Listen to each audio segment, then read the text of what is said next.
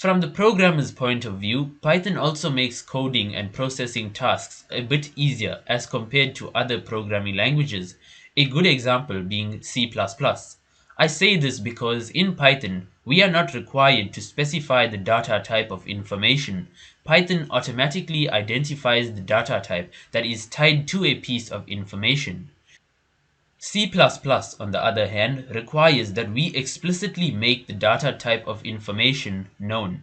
We will build more on this concept in a future tutorial. Taking input from a user of a program is a very common activity in any program. It is what gives the program the ability of interaction.